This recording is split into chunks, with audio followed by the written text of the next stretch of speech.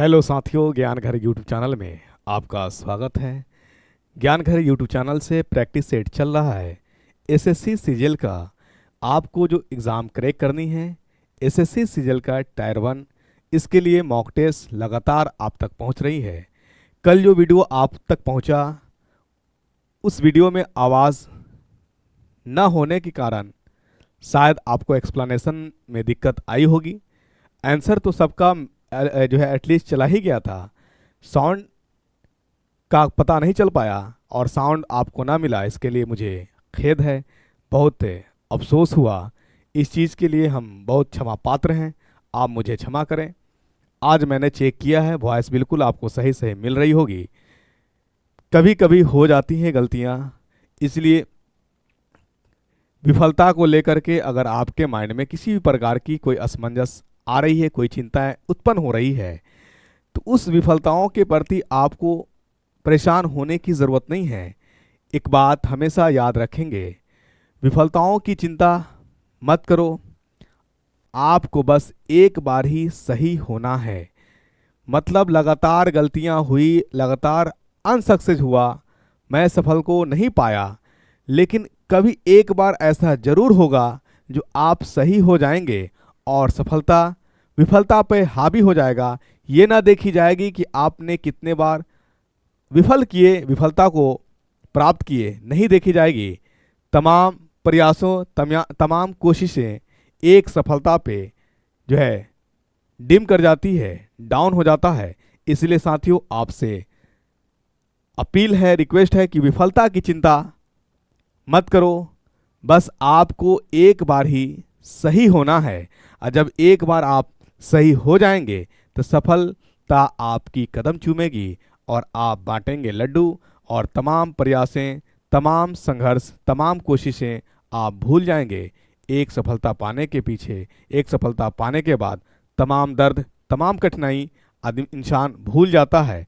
खुशी जो लगती है, हाथ हमेशा याद रखेंगे कि हमेशा जो खुशी जो हासिल हुआ है और परेशानी के बाद ही हासिल हुआ है। परेशानी के बाद ही आसानी आएगी, ये बात हमेशा माइंड में रखें। अगर परेशानियां नहीं हैं, सिर्फ आसानी ही आसानी है, तो आप समझिए कि कहीं ना कहीं कुछ लोचा है, और इस लोचा के जो है गंधार में और इस लोचे के आगोश में फंसने की संभावनाएं हैं। समय आपका बहुत ही बहुमूल्य है, समय को किल ना करें। हम लोग आए एसएससी सीजीएल का जो सेट प्रैक्टिस से चल रहा है, आज आपका 10वां सेट है। आवाज़ बिल्कुल ठीक ठाक मिल रही है, मिल रही? ठीक है, ओके। चलिए आते हैं हम लोग सेट पे। क्या प्रश्न है आज आपके लिए और ये प्रश्न क्यों ज़रूरी है, इसकी बातें तो आप भली बात ही समझ रहे होंगे। इम्पोर्टेंस, क्वेश्चन का इम्पोर्टेंस होता क्या है, आइए। पुनर्वनरोपण का अर्थ क्या है? यानी पुनर्वनरोपण का अर्थ होता है कि जो पौधे नष्ट हो गए हैं उनको हटा करके नए पौधे का लगाना ही पुनः वन रोपण कहलाता है। तो आपका जो आंसर होगा, नष्ट हुए वनों में नए पेड़ लगाना ही क्या कहलाता है? पुनः वन रोपण कहलाता है। और अभी एक क्वेश्चन, करेंट का क्वेश्चन बन सकता है आपसे कि हाल ही के दिनों में 77वीं वर्षगांठ पर यूपी के मुख्यमंत्री ने 22 करोड़ पौधे लगाने का विश्व रिकॉर्ड बनाया है एक दिन में। वो बताइए, वो वर्षगांठ किसका था? बिल्कुल आपने सही आंसर किया। भारत छोड़ो आंदोलन के 77वें वर्षगांठ पे क्या दिया गया? 22 करोड़ पौधे लगाए गए एक दिन में। और माननीय मुख्यमंत्री योगी आदित्यनाथ जी यूपी उत्तर प्रदेश के अंतर्गत से आते हैं। ठीक है, तो ये क्वेश्चन आपका बन सकता था। कभी कभी क्वेश्चन यहाँ पे और अटकेगा कि पुनः वन रोपण जो है, जो नए यानी पुराने पौधे या जो नष्ट हो गए पौधे की जगह पे दूसरे जो पौधे लगाए जाएंगे, क्या उसी वंश के लगाए जाएंगे या नई प्रजाति? नहीं, ठीक वही वंश जो पहले पौधा था, उसी पौधा का, उसी नस्ल का, उसी प्रजातिया का जो है दूसरे पौधा लगाया जाएगा। उसी को हम लोग पुनर्वन रोपण कहेंगे। ठीक है, चलिए आइए अगला प्रश्न आते हैं हम लोग। प्राचीन काल में एक व्यक्ति को एक वस्तु के खिलाफ तौला जाता था और उस वस्तु के बराबर वजन दान के रूप में पेश किया जाता था। तो आप बताइए इस प्रथा को क्या कहा जाता था? तो बिल्कुल प्राचीन काल में जो है सोना हो, चांदी हो, सामान हो या अनाज हो, खाद्य पदार्थ हो, उसका तौला जाता था और उसके एवज में दूसरे चीज दिए जाते थे। ये हिंदू प्रथा में चली आ रही थी। और इसका जो है आंसर होगा तुला भरा। क्या होगा? तुला भरा इज द करेक्ट आंसर। ये बात आप माइंड में रखेंगे। ये हिंदू प्रथा है। क्या है? प्राचीन हिंदू प्रथा। ठीक है, चलिए। वहीं अगर आप बात करें दिए गए ऑप्शन में कि जालीकट्टम क्या है, जल्लीकट्टू, ये जल्लीकट्टू जो है ना, एक परंपरा दक्षिणी भारत में परंपरा है बैल को छोड़ना, यानी लोगों के भीड़ में, यानी अपने तरफ से बैल को छोड़ दिया जाता है और उसके पूठ पे या पुष्ट पे जो है पंजा का निशान लगा दिया जाता है। आज भी देखते होंगे उसकी परंपरा है, यानी बैल को छोड़ना कहलाता है। क्या? बोलिए। जल्लीकट्टम, बैल को छोड़ना।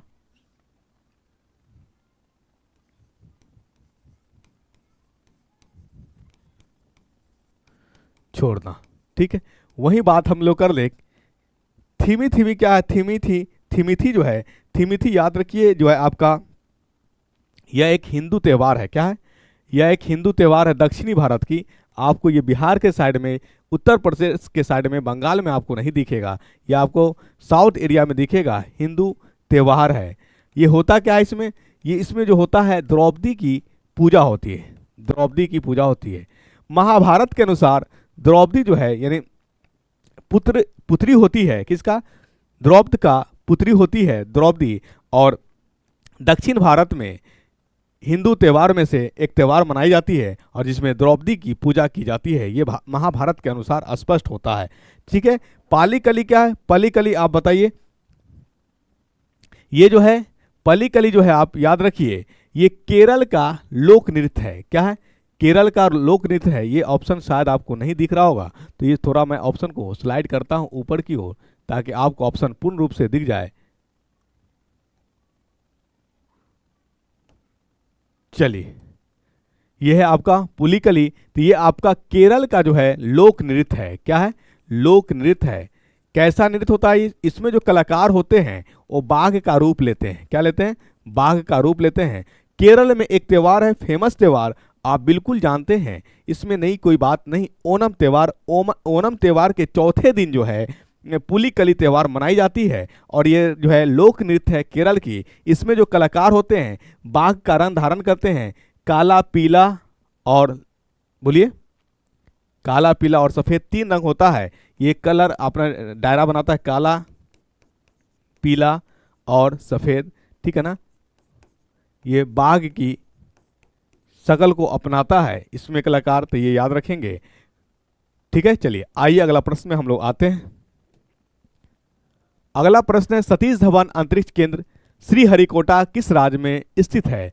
बिल्कुल आपने सही कहा, ये आंध्र प्रदेश राज्य में स्थित है। ठीक है, चलिए यहीं पे याद रखेंगे श्रीहरिकोटा का जो नाम बदल करके सतीश धवन स्पेस सेंटर डाला गया। कब डाला गया? और सबसे पहले जान लीजिए कि श्रीहरिकोटा का कोई दूसरा नाम भी है। बिल्कुल जी हाँ साथियों, श्रीहरिकोटा का दूसरा नाम भी है। श्रीहरिकोटा रेंज के भी नाम से जाना जाता है, तो लिख लीजिए इसका दूसरा नाम श्रीहरिकोटा रेंज।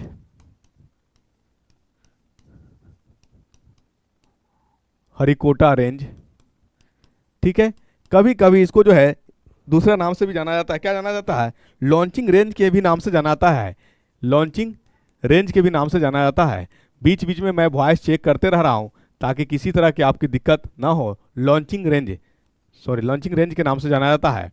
यहीं पे अगर आपसे पूछ दिया जाए कि श्रीहरिकोटा का जो नाम सतीश धवन स्पेस सेंटर के नाम पे रखा गया वो कब रखा गया और किन के नाम पे रखा गया, तो इसरो के पूर्व अध्यक्ष होते हैं सतीश धवन जी, उन्हीं के नाम पर ये नाम रखा जाता है और ये वर्ष 2002 में रखा जाता है। इसको भी साथियों आप नोट करते चलेंगे। यानी श्रीहरिकोटा का नाम बदल करके, परिवर्तन कर करके सतीश धवन स्पेस सेंटर रखा जाता है। SDSC Satish Dhawan space centre कब रखा जाता है? वर्ष 2002 में। सतीश धवन कौन होते हैं? इसरो के पूर्व अध्यक्ष होते हैं, उन्हीं के नाम पे रखा जाता है। तो साथियों इसको स्क्रीनशॉट ले लीजिए आप। ठीक है, चलिए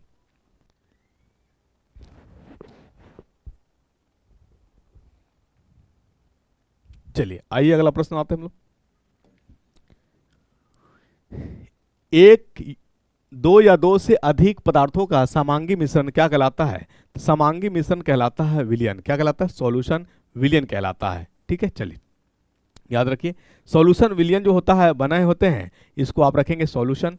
सॉल्यूशन दो चीज़ों से मिलकर बना होता है, एक होता है सॉल्यूट और एक होता है सॉल्वेंट, एक होता है सॉल्वेंट। जी हाँ साथियों, आपको मैं बता दूं, अगर आपसे पूछा जाए कि सॉल्यूट होता क्या है, तो सॉल्यूट का मान जनरली जो है साधारणतः मान जो होता है वो कम होता है। सॉल्यूट जो है मात्रा में कम होता है और सॉल्वेंट मात्रा में ज़्यादा होता है। ठीक है, चलिए आप सॉल्यूट के बारे में कह सकते हैं कि सॉलिड जो है इसकी जो क्षमता होती है, घुलने की क्षमता होती है, ये घुलता है।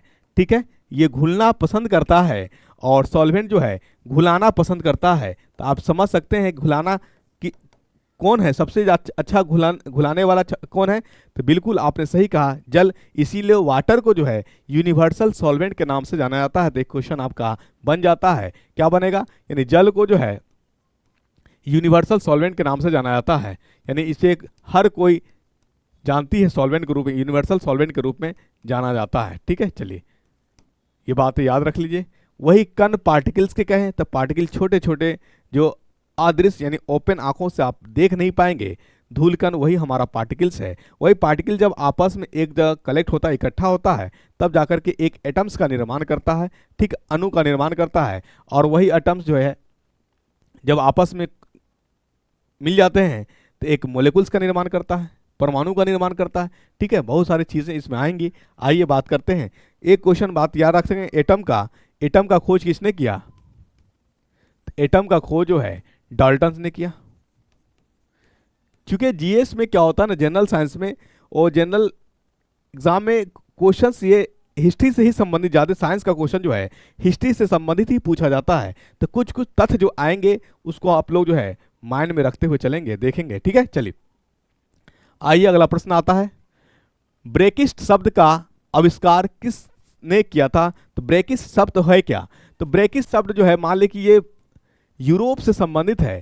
तो यूरोप के राजनीतिक पार्टी कुछ भी हो, उसकी कयास में किया जाता है कि हो सकता है कि ये पार्टी छोड़ेगा, दल बदल करेगा, उसी के शब्द में यानी उसी के लेकर के उसी पे अनुमानित करने के लिए एक ब्रेकिस्ट शब्द का निर्माण किया जाता है। और ब्रेकिस्ट शब्द का निर्माण करने वाले आपका पीटर वाइल्डिंग है। कौन है, पीटर वाइल्डिंग है। आपका आंसर हो जाएगा सी, यानी ए नंबर। पीटर वाइल्डिंग के बारे में अगर पूछा जाए कि पीटर वाइल्डिंग होता है कौन, तो पीटर वाइल्डिंग जो है एक राजनीतिक पार्टी का सलाहकार, यानी यूरोप के राजनीतिक पार्टी के सलाहकार होते हैं। यूरोप के राजनीतिक, इस पे क्वेश्चन नहीं बनेगा, राजनीतिक पार्टी सलाहकार होता है। दूसरा ही ये यूरोप का जो है कानून वकील भी होता है ना, वकील, यूरोप कानून वकील भी होता है, कानून वकील। ठीक है, बस होना जाना इससे कुछ है नहीं, लेकिन कुछ कुछ बातें हम लोग थोड़ा माइंड में रखते चलेंगे तो काम हमारा आसान होता चला जाएगा। ठीक है, चलिए आइए अगला प्रश्न हम लोग लेके आते हैं, आधुनिक अर्थशास्त्र का जनक किसे माना जाता था। यानी आधुनिक अर्थशास्त्र का जनक जो है किसे माना जाता है, तो याद रखिए किसको, एडम स्मिथ को माना जाता है, एडम स्मिथ को। ठीक है, इनसे संबंधित यानी एडम स्मिथ ने एक किताब लिखा, उस किताब का नाम है wealth of Nations, wealth of nation. यानी आप याद रखिए एडम स्मिथ के द्वारा एक किताब लिखा गया वेल्थ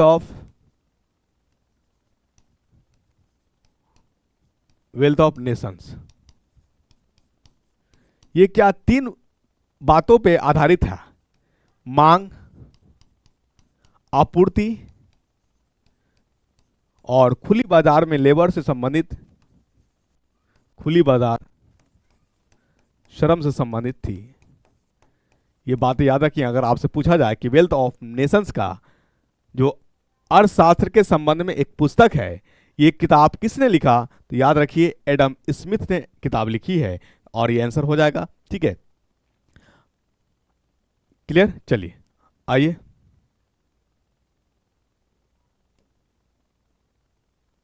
आइए किस नवरत्न कंपनी को प्यार से विजाग स्टील कहा जाता है, तो प्यार से विजाग स्टील कहा जाता है राष्ट्रीय इस्पात निगम लिमिटेड को। ठीक है, राष्ट्रीय इस्पात निगम लिमिटेड को कहा जाता है उजाग स्टील। ठीक है, चलिए तो आंसर क्या हो जाएगा, B number is the correct answer. आइए वर्ष 1960 में भारत और पाकिस्तान के बीच जो सिंधु जल संधि पर हस्ताक्षर हुए वो किस शहर में हस्ताक्षर किए गए थे।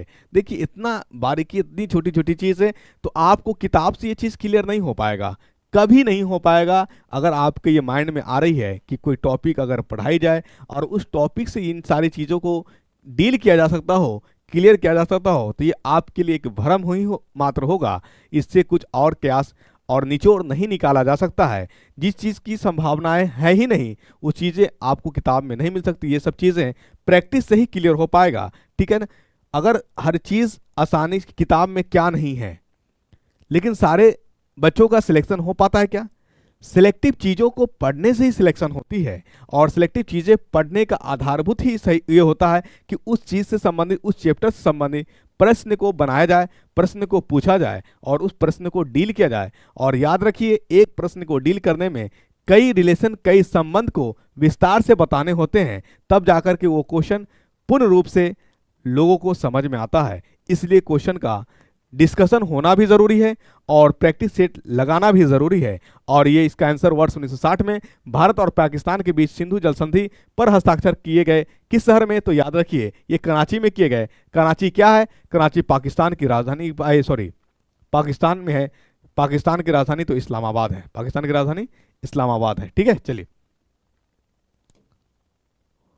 निम्नलिखित में से कौन सी नदी अफ्रीका में नहीं है? तो आप याद रखिए कि अफ्रीका में नदी कौन कौन है।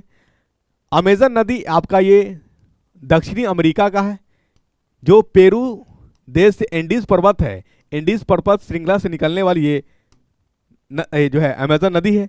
अमेजन नदी विश्व की सबसे बड़ी नदी, और अगर लंबाई की बात करें तो विश्व की दूसरे नंबर पे अमेजन नदी आती है। पहला विश्व की सबसे लंबी नदी आपका नील नदी है, जो अफ्रीका में है। क्या है? अफ्रीका में है।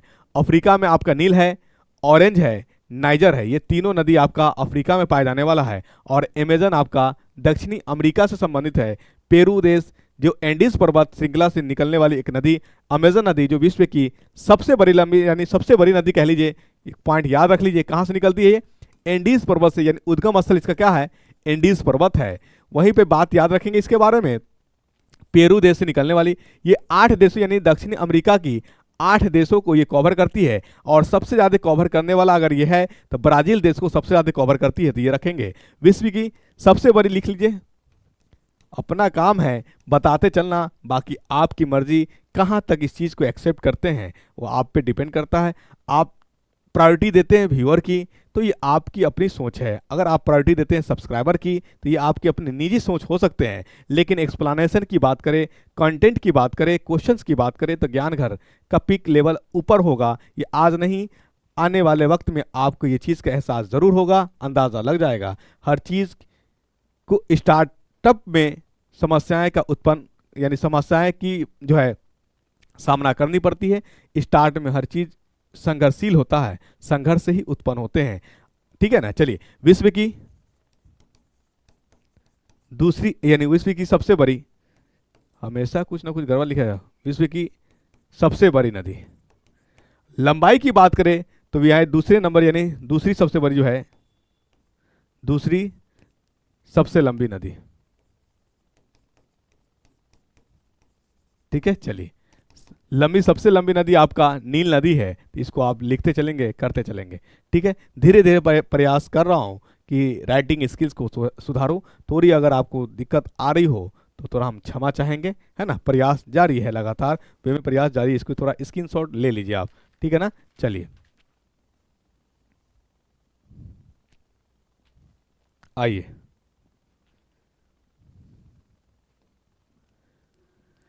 पानी की कौन सी पट्टिका भारत और श्रीलंका को अलग करती है? तो भारत और श्रीलंका को अलग करने वाला पाक जल डमरू मध्य है, पाक जल डमरू मध्य है।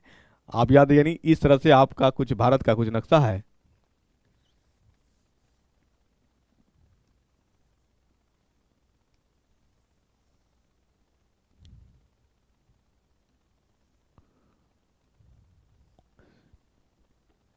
ठीक, चलिए, यहां पे आप देखे होंगे तमिलनाडु है भारत में। सॉरी, लिखना था मुझे तमिलनाडु, तमिलनाडु लिखा गया। चलिए, क्या है? तमिलनाडु, ठीक है। और यहीं पे एक छोटा सा आंसू टाइप का दिखता हुआ देश श्रीलंका। ठीक है ना। तो ये तमिलनाडु में एक जिला है, उस जिला का नाम आप याद रखिए, जाफना जिला। ठीक है ना, उससे ये सर अटैच होती है, और वो जो आपको अलग करती है आपको, तो उसका नाम है पाक जल डमरू मध्य। आप कैंसर हो जाएगा, A number is the correct answer. ठीक है, वही बात हम लोग कर ले अलग की, यानी दुल्हन रेखा जो है, दुल्हन रेखा अफगानिस्तान और पाकिस्तान की बीच की जो रेखा है, सीमाएं हैं, तो वो दुल्हन रेखा, तो आप इसको थोड़ा लिख लीजिए दुल्हन रेखा के बारे में। अफगानिस्तान और पाकिस्तान के बीच सीमा रेखा है। वहीं आपको लोम्बेक की जल डमरू मध्य का है लोम्बेक, तो लोम्बेक जो है आप याद रखिए, जावा और सुमात्रा के इंडोनेशियन जल डमरू मध्य के बीच ये आपका जल ये है आपका। ठीक है, चलिए, सुमात्रा इंडोनेशिया, इंडोनेशिया द्वीप के बीच के द्वीप के बीच जल डमरू मध्य। वही बात हम लोग कर ले मलक्का जल डमरू मध्य का, तो मलक्का के बारे में आप याद रखिए, ये इंडोनेशिया और सुमात्रा, इंडोनेशिया और सुमात्रा के बीच है। यहीं पे कभी कभी क्वेश्चन आपसे ये बन सकता है इसके बारे में कि ये जो है आपका जो है जोड़ती है हिंद महासागर और प्रशांत महासागर के बीच जो है एक सीमा, यानी कहते हैं शिपिंग चैनल भी कह सकते हैं। ये जो है हिंद महासागर और प्रशांत महासागर, प्रशांत महासागर के बीच शिपिंग चैनल है। क्या है? शिपिंग चैनल है। चलिए, ये बात आप माइंड में रख सकते हैं। चलिए आइए अगला क्वेश्चन।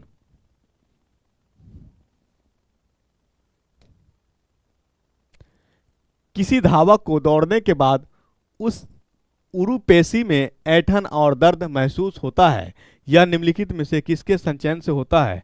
बिल्कुल आपने सही आंसर कहा, लैक्टिक अम्ल के साथ होता है। किसके कारण? लैक्टिक अम्ल के कारण। इसका फॉर्मूला लिख लीजिए C3H6O3, ये लैक्टिक अम्ल होता है। चलिए ठीक है, यहीं आप एथेनॉल की फॉर्मूला लिख लीजिए। जब ईस्ट टूटता है तो एथेनॉल बनाता है, उसका इंड प्रोडक्ट आपका ईस्ट का अगर कहिएगा तो उसका इंड प्रोडक्ट जो है जो आखिर में बनता है, पर क्या कहते हैं, रेस्पिरेशन यानी श्वसन के दौरान जो होता है एनएरोबिक रेस्पिरेशन होता है, इसका अवायवीय श्वसन ईस्ट में होता है, और उसमें जो अंतिम उत्पाद होता है एथेनॉल के रूप में होता है। पायरुविक एसिड की बात करेंगे, जब हम लोग ग्लूकोज लेते हैं, ग्लूकोज जो टूटता है तो पहला बार जो टूटता है उसी को हम लोग कहते हैं पायरुविक एसिड। जो टूटता कहाँ है? याद रखिए, पायरुवेटिक एसिड जो है टूटता है कहाँ? आपका साइटोप्लाज्म में टूटता है। कहाँ टूटता है? साइटोप्लाज्म में, जीवधर में। ठीक है, चलिए, ग्लूकोज आप जानते हैं, ग्लूकोज हमारे शरीर के अंदर जो ऊर्जा मिलती है वो ग्लूकोज के ही फॉर्म में मिलते हैं। आपका ये ऊर्जा, इसका फॉर्मूला होता है C6H12O6, ये बात याद रखेंगे। चलिए आइए, किस संशोधन ने पिछड़ा वर्ग के लिए राष्ट्रीय आयोग की स्थापना की? तो पिछड़ा वर्ग के लिए राष्ट्रीय आयोग की स्थापना 102वां संविधान संशोधन 2018 है। इसके बारे में मैंने बताया था कि आखिर पिछड़ा वर्ग राष्ट्रीय आयोग है क्या? पिछड़ा वर्ग राष्ट्रीय आयोग, इसमें सबसे पहले जानिए कि इसमें कुल कितने सदस्य होते हैं। कुल सदस्य 5, जिसमें से एक होता अध्यक्ष, एक होता उपाध्यक्ष और 3 होते हैं अन्य सदस्य। 3 अन्य सदस्य। ठीक है, चलिए, ये करता क्या है? राष्ट्रीय पिछड़ा आयोग है, इसको ये अधिकार है कि अगर मान लिया जाए कि कोई सामाजिक या शैक्षिक रूप से पिछड़ा है तो इसकी कल्याण कल्याण और जानकारी प्राप्त करने की अधिकार प्राप्त है। ठीक है, वही बात कर ले हम लोग 101वां की, तो 101वां जो है आपका जीएसटी से संबंधित है 2016। ठीक है, चलिए 103वां की बात करिए तो आर्थिक रूप से जो पिछड़े हुए हैं उनके लिए संरक्षण का, यानी जो है रिजर्वेशन, आरक्षण के, संरक्षण आरक्षण, आर्थिक रूप से जो पीछे हैं उनके लिए आरक्षण है 103वां। ठीक है, आर्थिक आरक्षण। वही बात कर लीजिए 104वां, तो 104वां में जो है भारत के राष्ट्रपति के द्वारा जो एंग्लो इंडियन की जो सीटें थी, मतलब लोकसभा में और राज्य के विधानसभा क्षेत्रों में जो विधायिका और सांसद का जो एक एंग्लो इंडियन के लिए जो सीट थी उस सीट को खत्म कर दिया गया है। तो याद रखिए एंग्लो इंडियन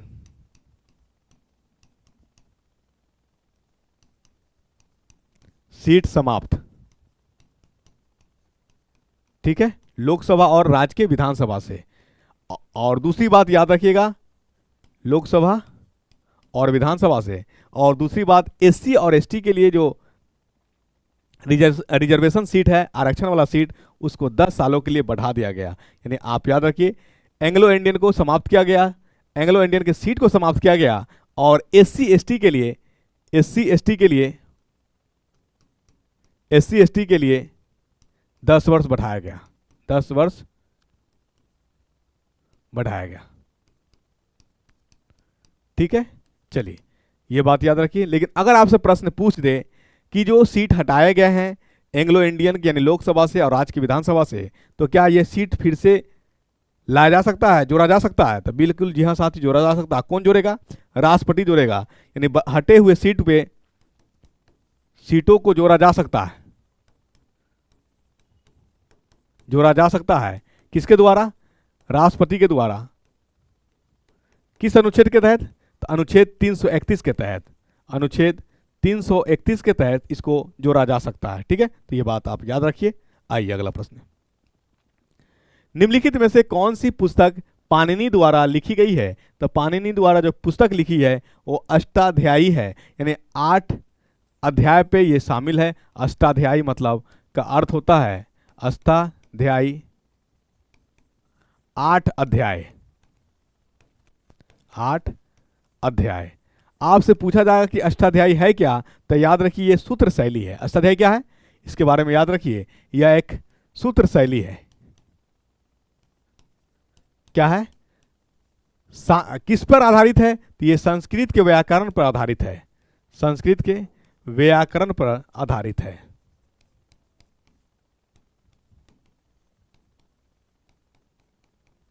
आधारित है। ठीक है, चलिए वही हम बात करें मनुस्मृति की, तो यानी इसको कह लीजिए आप मानव द्वारा, यानी मनुस्मृति का जो शाब्दिक अर्थ होता है, यानी इसको हम लोग लिख सकते हैं। क्या लिखेंगे बताइए? मनुस्मृति का अर्थ होता है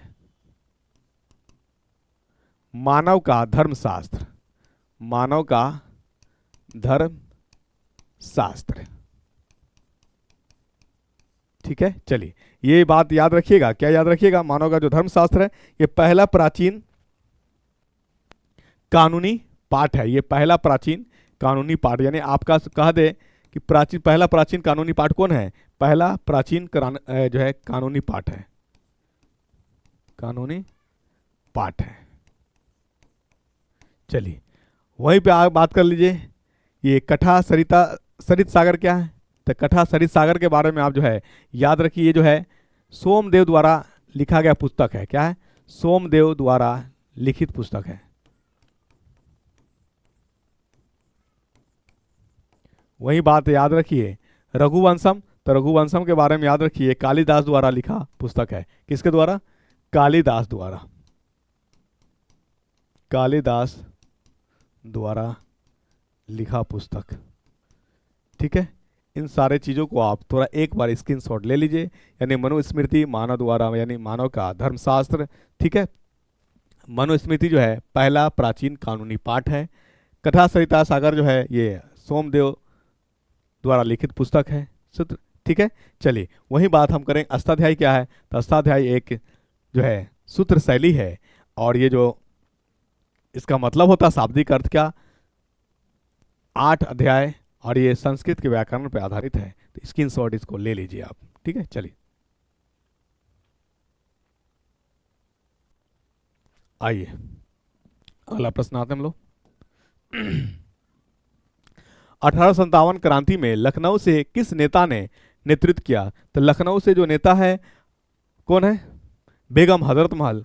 और बेगम हजरत महल के ही साथ इन्वॉल्व थे उनके मदद के लिए नाना साहब। क्या नाम था? नाना साहब। तो आपका आंसर बेगम हजरत महल नहीं है, नाना साहब है। तो ये क्रांतिकारी में के रूप में आप यह रख सकते हैं। यानी मेनली जो नेतृत्व किए वो थे आपका बेगम हजरत महल, बेगम हजरत महल। ठीक है, वही बात करिए कुंवर सिंह के बारे में, तो कुंवर सिंह आपका जगदीशपुर आरा से। ठीक है, रानी लक्ष्मी की बात करिएगा तो रानी लक्ष्मीबाई जो है ग्वालियर यूपी से। ठीक है, यानी ग्वालियर यानी यूपी नहीं, आपके एमपी के रूप में है, एमपी में है। ठीक है, वही बात करिए बख्त खां, तो बख्त खां यानी 1857 के जो सिपाही विद्रोह के जो सेनापति थे, यानी सेना थे, यानी सेना का जो है चीफ कमांडेंट थे, सेना के चीफ इन कमांडेंट के चीफ कमांडेंट। ठीक है, चलिए।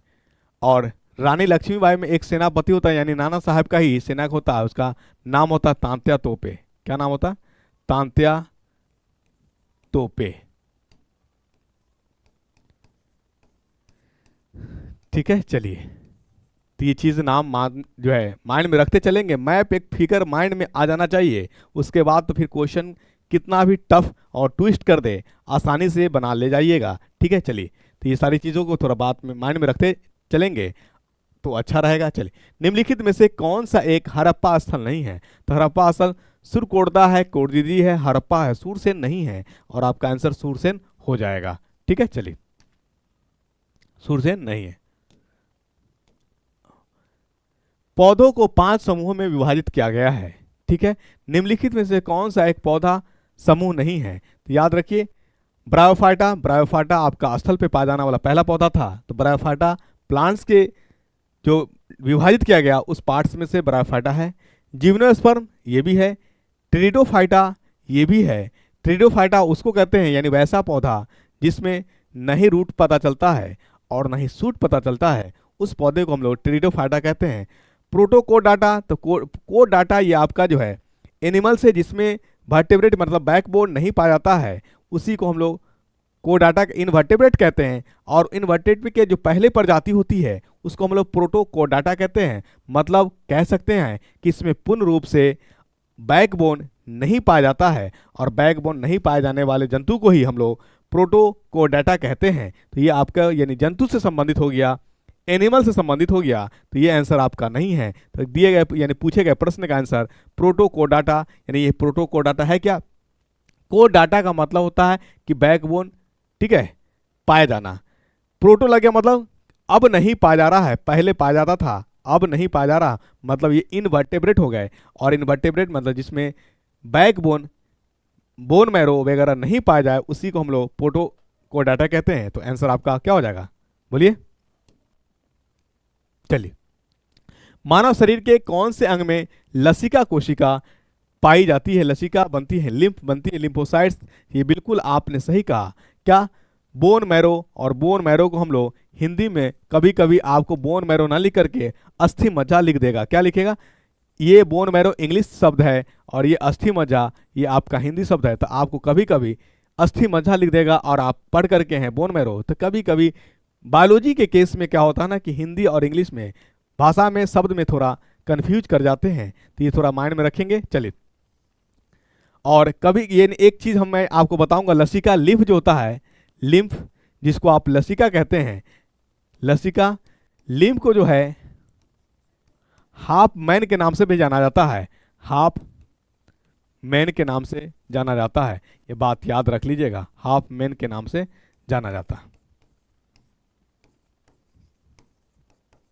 जाना जाता है। ठीक है, चलिए ये बातें याद रखिए। अभी आप थोड़ा वर्तमान में देख रहे हैं पश्चिम बंगाल की जो हालत बनी हुई है उत्पन्न, मतलब आखिर ये वारदात हो क्यों रहे हैं। इससे पहले एक कांड होती है दिल्ली में, निर्भया कांड।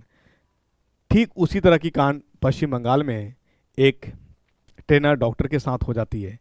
तो आखिर ये जिम्मेदारी कौन लेगा, है ना। तो ये जरूरी, देखिए आज के डेट में क्या होता है ना कि थोड़ी सी अपने आप को संभलने की ज़रूरत है, संभालने की ज़रूरत है। ये वारदात आखिर बार बार हो क्यों रहे हैं, है ना।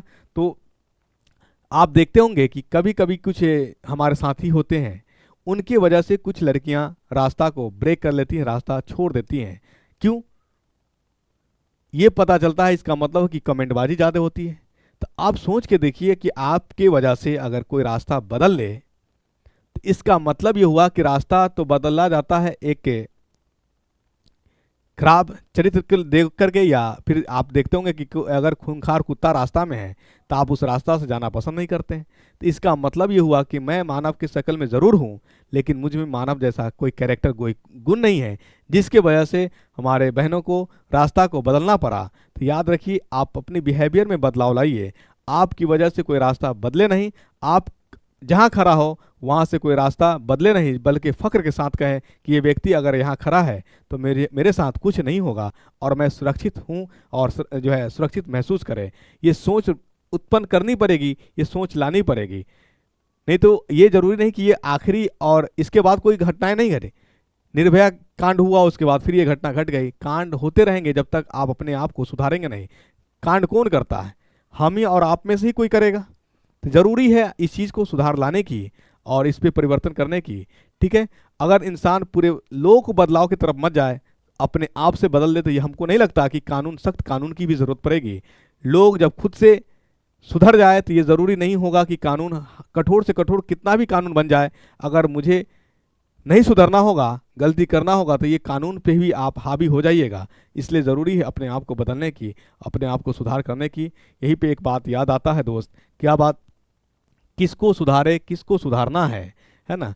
ये वक्त अब कहाँ रहा, मुनासिब तो यही है कि खुद ही बदल जाओ, ज़माना बदल जाएगा। मतलब किसको बुरा कहें और किसको अच्छा कहें, किसको पत्थर मारे नासिर, कौन पराया है, किसको पत्थर मारे नासिर, कौन पराया है।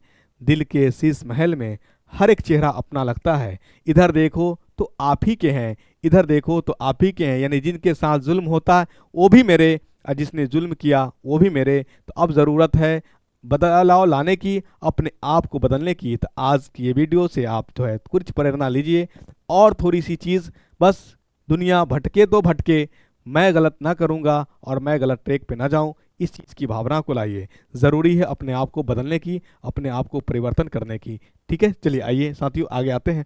बात निकलेगी तो बहुत दूर तक लग जाएगी, इसलिए चीज़ें ज़रूर बीच बीच में थोड़ा जो है एक बात, एक प्रेरणा, यानी वह बातें बोली जाए, वह बातें कही जाए, जिससे एक ज़िंदगी में एक नई उछाल आए और एक नई ज़िंदगी में मोड़ आए जीने का तरीका।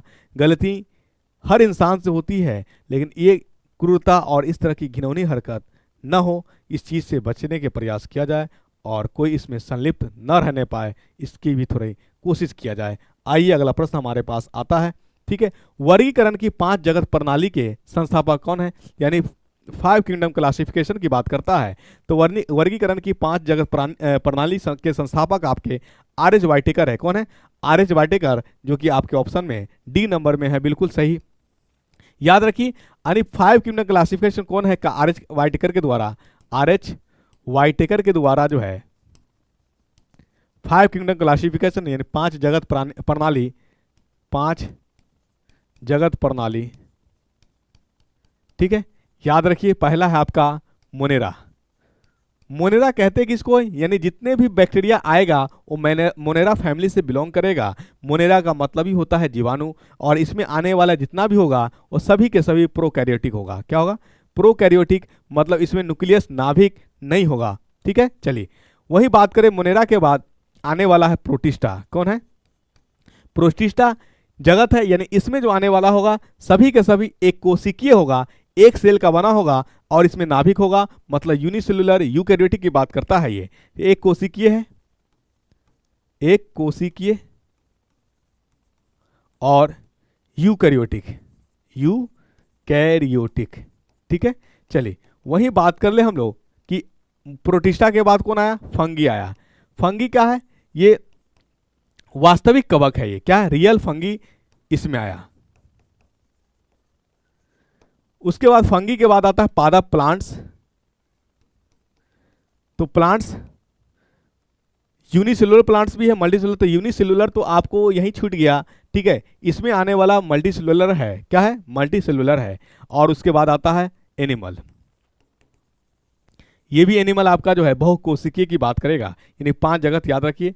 अब कभी कभी क्वेश्चन ये बन सकता है कि आखिर आर एच वाइटेकर ने जो क्लासिफिकेशन किया तो इसके तरीका क्या था, मोड क्या था। तो मोड था क्या, एक तो था कि सेल स्ट्रक्चर, कोशिका की संरचना है, मतलब अगर बहुकोशिकीय होगा तो उसमें जो सेल की स्ट्रक्चर, जैसे हम लोग की बात करेंगे तो हम लोग एक हैं बहुकोशिकीय। तो देखिए आंख अलग है, नाक अलग है, कान अलग है, बिल्कुल एक ही चीज। अगर एक अमीबा को देखिएगा तो अमीबा में एक ही चीज सब कुछ है, वो माउथ कह लीजिए, वही शरीर कह लीजिए, वही पैर कह लीजिए, वही माथा कह लीजिए, आपकी मर्जी जो चाहे वो कह लीजिए। लेकिन हम लोगों में आंख अलग है, नाक अलग है, सब जगह कोशिकाएं अलग अलग है। आई बात समझ में? तो वही कहलाता है बहुकोशिकीय। और एक कोशिकीय में ईच एंड एवरीथिंग एक ही सेल से होगा, और बहुकोशिकीय में हर काम के लिए अलग अलग कोशिका है। ये इसी को हम लोग बहुकोशिकीय क्या कहते हैं।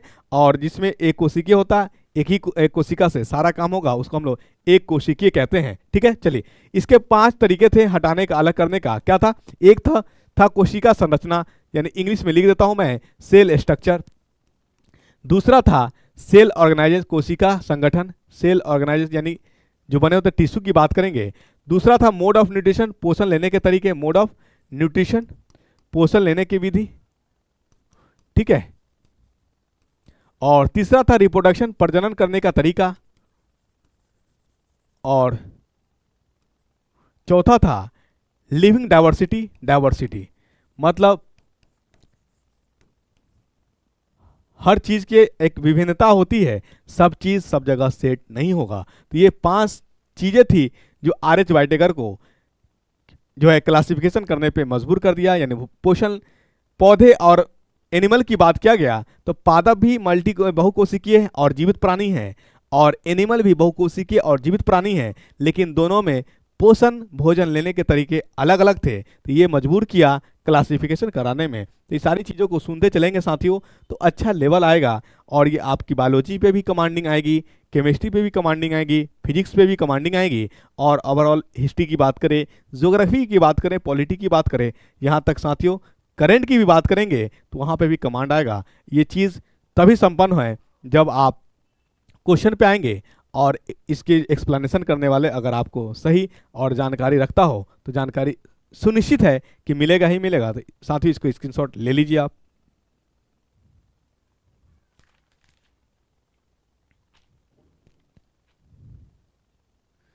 चलिए आइए, 1793 में जब अस्थाई बंदोबस्त लागू किया गया था तब बंगाल का गवर्नर जनरल कौन था? तो उस समय बंगाल का गवर्नर जनरल आपका होता है कॉर्नवालिस। कौन होता है? तो आपका आंसर हो जाएगा कॉर्नवालिस, ठीक है। सवाल आती है कि अस्थाई बंदोबस्त है क्या? अस्थाई बंदोबस्त है क्या? कभी कभी अस्थाई बंदोबस्त को जमींदारी बंदोबस्त भी कहा जाता है, जमींदारी व्यवस्था भी कहा जाता है। यानी अस्थाई बंदोबस्त का नाम, दूसरा नाम जमींदारी व्यवस्था भी है, ठीक है। ये क्या था? तो अस्थाई बंदोबस्त जो था अंग्रेजों के द्वारा, यानी ब्रिटिश ईस्ट इंडिया कंपनी और बंगाल के जमींदारों के बीच जो राजस्व थी भूमि को लेकर के, उसका यानी राजस्व के बीच एक संधि था, समझौता था। तो आप इसके बारे में जान सकते हैं। यानी देखिए आप पूरी हिस्ट्री पढ़ लिए होंगे और अस्थाई बंदोबस्त नहीं समझ में आया होगा। अगर 100 विद्यार्थी देख रहे हैं तो मुझे लगता है कि 10 को सच में समझ में ये बात आई होगी कि अस्थाई बंदोबस्त है क्या, 90 को नहीं आया होगा। क्योंकि हम लोगों की आदत क्या है, वन लाइनर पढ़ने की, टिक क्वेश्चन और आगे बढ़ जाए कि है क्या। कभी कभी इसके एक्सप्लेनेशन से भी क्वेश्चन बन सकता है। तो अस्थाई बंदोबस्त यानी अस्थाई बंदोबस्त को जमींदारी व्यवस्था भी कहा जाता है। ये क्या था? ये ब्रिटिश ईस्ट इंडिया कंपनी और बंगाल के जमींदार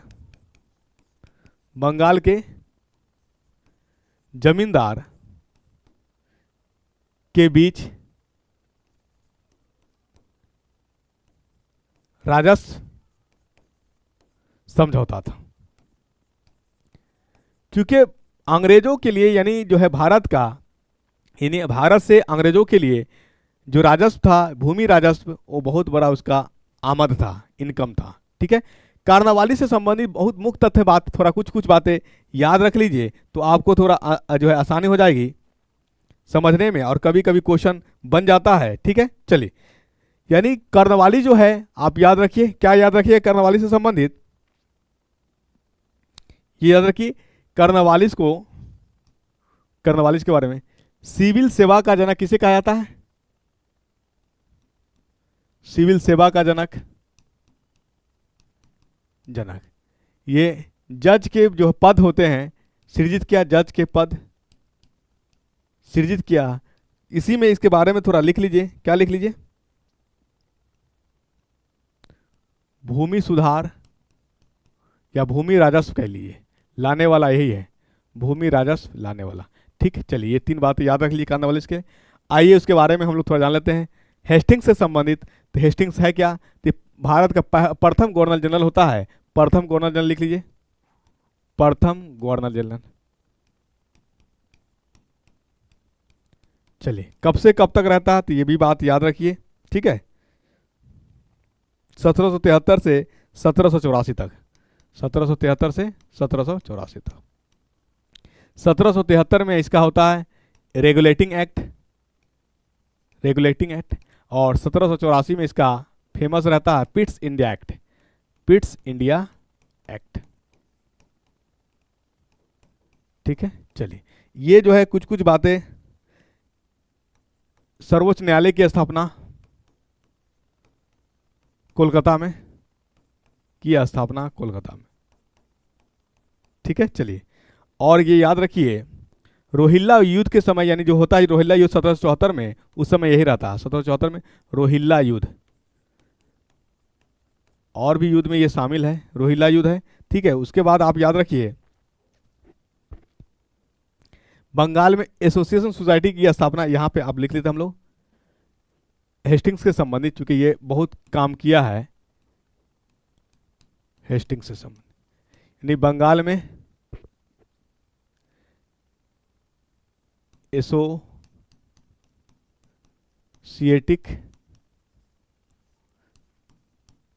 सोसाइटी की स्थापना हेस्टिंग करता है। ठीक है, चलिए तीसरी बात इसके बारे में थोड़ा याद रख लीजिए। क्या याद रखिए? पहला आंग्ल मराठा युद्ध होती है, पहला आंग्ल मराठा युद्ध। ठीक है, प्रथम पहला जो आंग्ल मराठा युद्ध होता है कब होता है बोलिए? 1775 से 82। किस संधि के तहत इसको समाप्त किया जाता है? तो लिख लीजिए संधि जो होता है इसका सालबाई की संधि, साल बाई की संधि से समाप्त। तीसरा जो होता दूसरा आंग्ल मैसूर युद्ध, ठीक है ना, दूसरा जो है एंग्लो मैसूर युद्ध, दूसरा एंग्लो मैसूर युद्ध 1775 से 82 में होता है। इसको जो होता संधि होता है, इसमें इस संधि का नाम रहता है बोलिए मंगलोर की संधि, मंगलोर की संधि से समाप्त होता, मंगलोर की संधि। तो ये आपका कुछ हिस्ट्री की कहानी है, तो ये बातें थोड़ा स्क्रीनशॉट ले लीजिए और बेहतर होगा थोड़ा इसको समझ लेना। ठीक है, चलिए आइए ले लिए। चलिए ये क्वेश्चन थे हमारे, आइए अगला प्रश्न है, निम्नलिखित में से कौन सा भारत का सबसे बड़ा नदी द्वीप है? तो सबसे बड़ा नदी द्वीप जो है माजुली द्वीप है। क्या है? माजुली द्वीप है। ठीक है, चलिए माजुली द्वीप को जो है असम का सांस्कृतिक राजधानी भी कहा जाता है। तो दूसरा नाम याद रखिएगा इसका, दूसरा नाम असम का सांस्कृतिक राजधानी।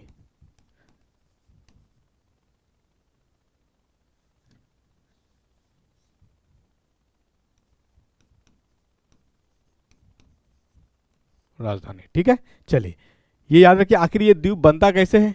तो बनता ये ब्रह्मपुत्र और उसके सहायक नदियों के मोर के कारण ये द्वीप का निर्माण होता है। ठीक है, माजुली द्वीप का निर्माण, माजुली द्वीप का निर्माण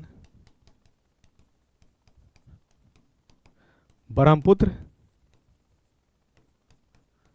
नदी एवं इसके सहायक नदी के मोर के कारण, सहायक नदी